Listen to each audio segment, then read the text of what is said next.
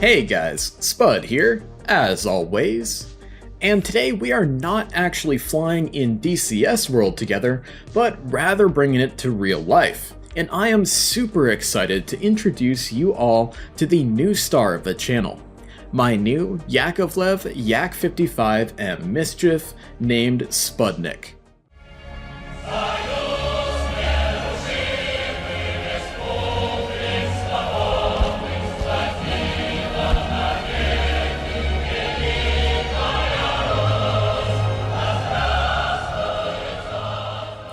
Now, I'm sure a lot of you guys out there saw my community post here on YouTube or my post on the Discord server about the new Yak-55M and its arrival here in Southern California.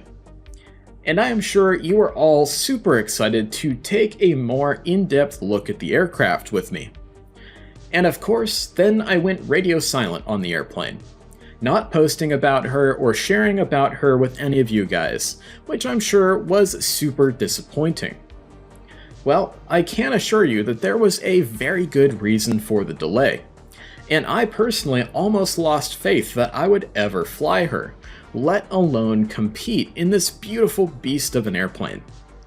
And that's why today I am so excited to take you all with me and walk you through my very first flight in my Yak-55M.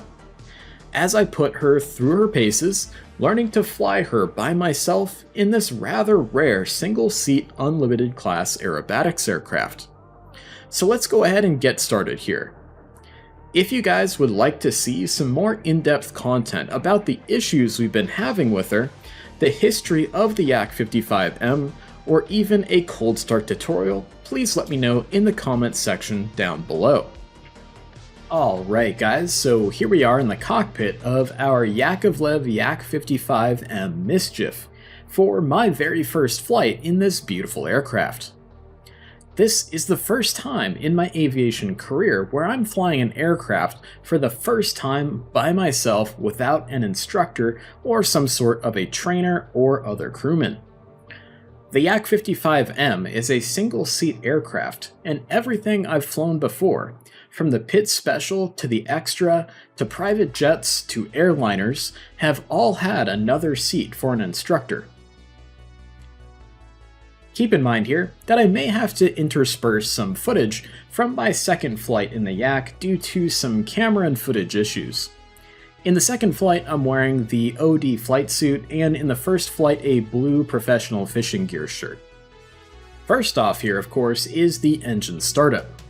The engine startup in this aircraft is very different from that of many Western types, due to the starter running off of compressed air in a round bottle located just forward of the firewall. It should be really reminiscent to you guys who have flown the Yak-52 in DCS World. This means that you really only have 3, maybe 4 tries to get her started up before you are out of air pressure and will need to refill the bottle from a scuba tank or air compressor. This means that it's best to get it right on the first time, and because she's a radial engine, she will be fighting you the entire time.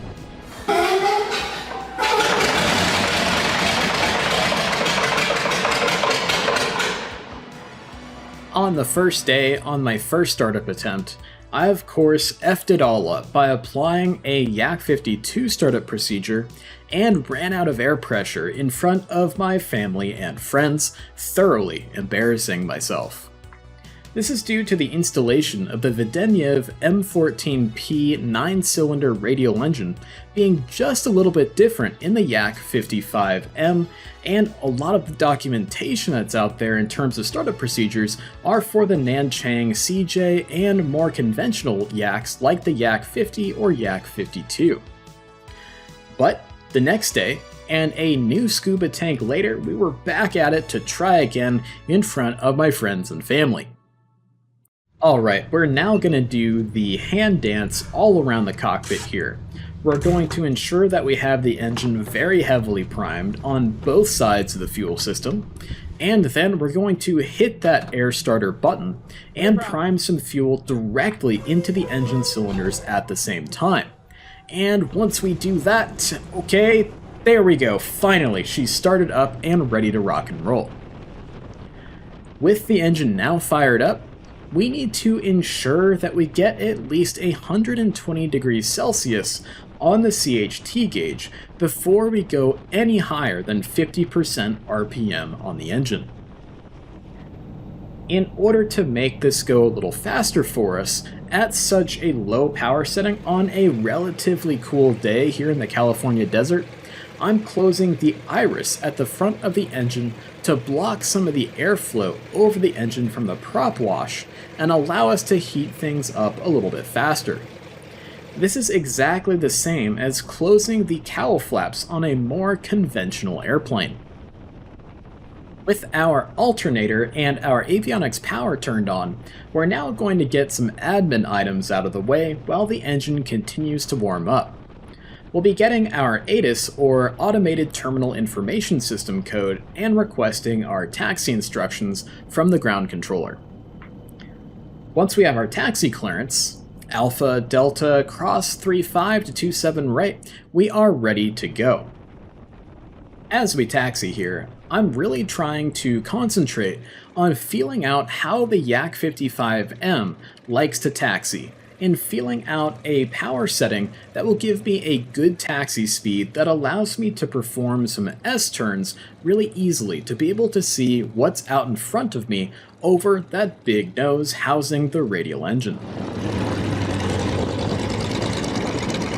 As we're taxiing, I'm also trying to find the spot in the throttle's length of travel where the governor kicks in and starts to turn the prop with the engine. At idle in the Yak, the prop actually turns the engine and leads to reduced spool-up time similar to a jet, making it very easy to get behind the power curve on short final and really scare yourself if you have to go around. So we're just taxiing on down Delta here, and we'll make a right-hand turn, and okay, we are crossing runway 35. Now, this is something that always makes me nervous, so I make sure to check both sides to ensure the runway is clear and nobody is going to land on me or do a fast taxi into me. And when we finally reach the run-up area for runway 27 right, it's time to perform our run-up. Now, the run-up is the single most important part of today's flight. We need to ensure our engine as a whole, our governor, our mags, our supercharger, etc., are all healthy before we fly, and we check this through a series of different kinds of tests that we perform on the engine.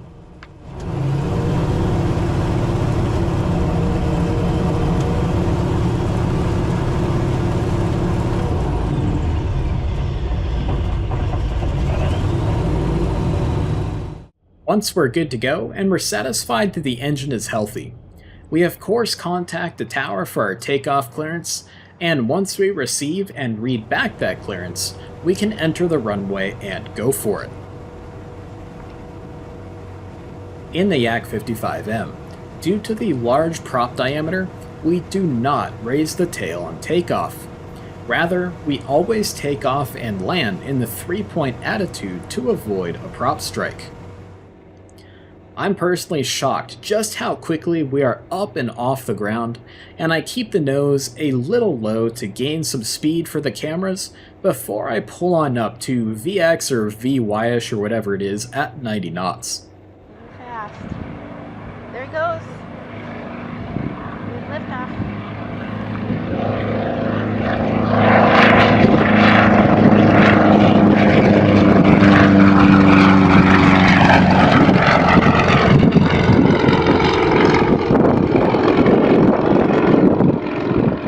Again, I'm shocked by how well she climbs, especially as I pull the prop back to 82% to get a little bit bigger bite of air as we head upstairs and on out to the practice area.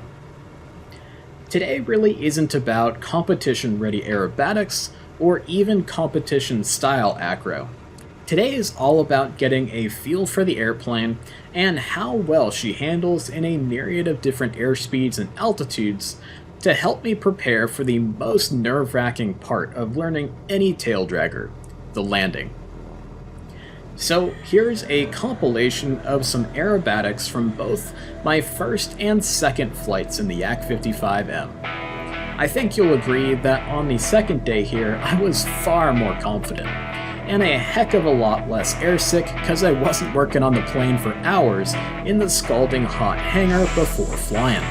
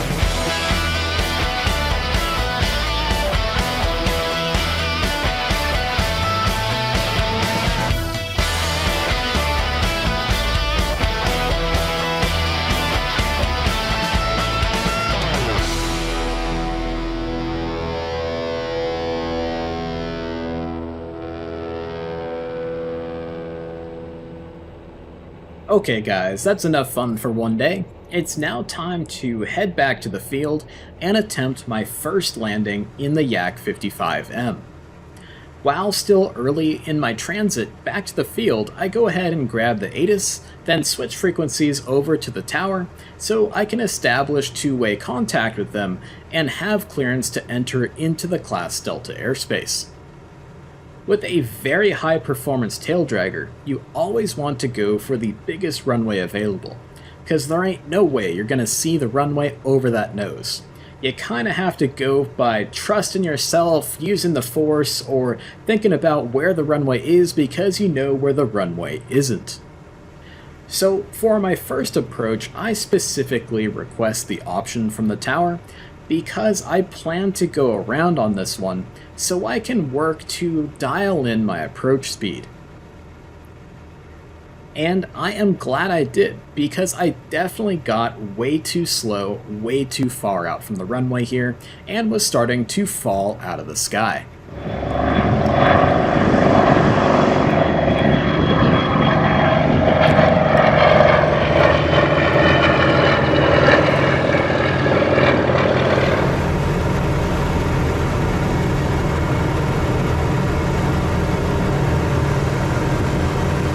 On my next attempt, I kept my approach speed right at around 110 knots or so, which is maybe just a hair too slow.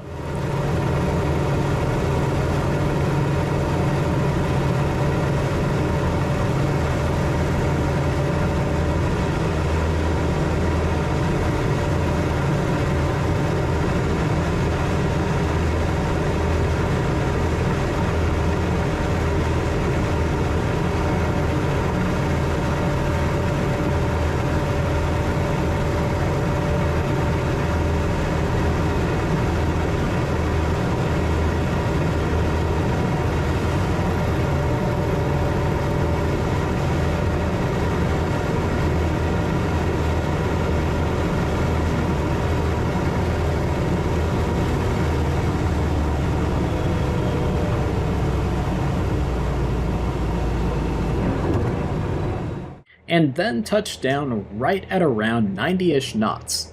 And the landing was far better than I expected it to be on my first attempt. I then pushed the prop lever all the way forward to bring the engine up to 100% RPM and flatten out the props. This created a very noticeable speed braking effect, and I didn't even have to touch the toe brakes in order to bring the aircraft to a stop to taxi off of the runway.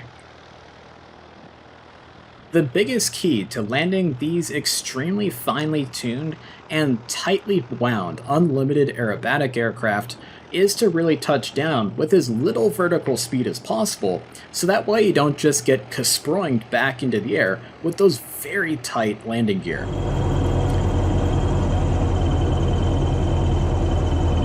And now of course it's just about taxiing off, crossing the parallel, and then getting taxi instructions back to my hangar from the ground controller.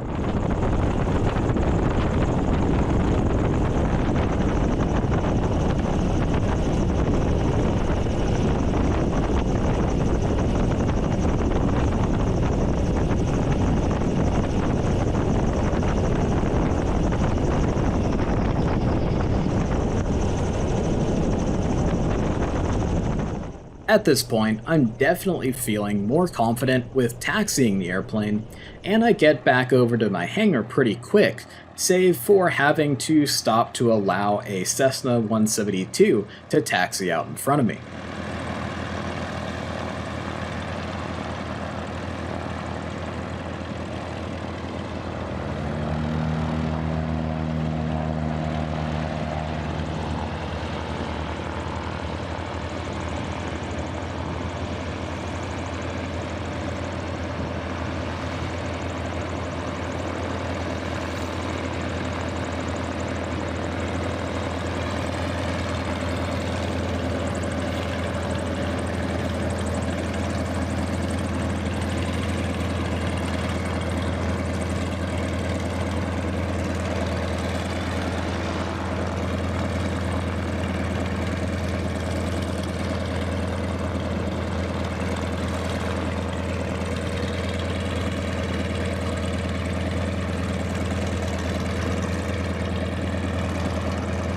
The helicopter.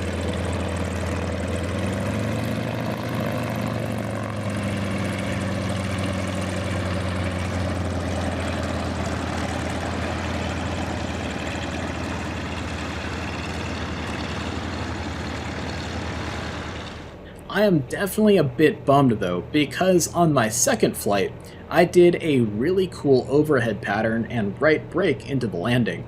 And unfortunately my cameras overheated and shut themselves down right in the middle of the brake.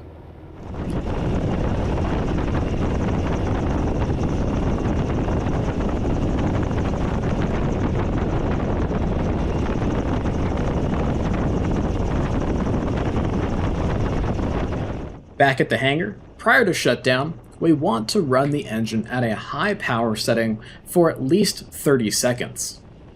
This helps redistribute oil through the cylinders prior to shutdown and also gives us a chance to recharge our air bottle if we forgot to earlier in the flight.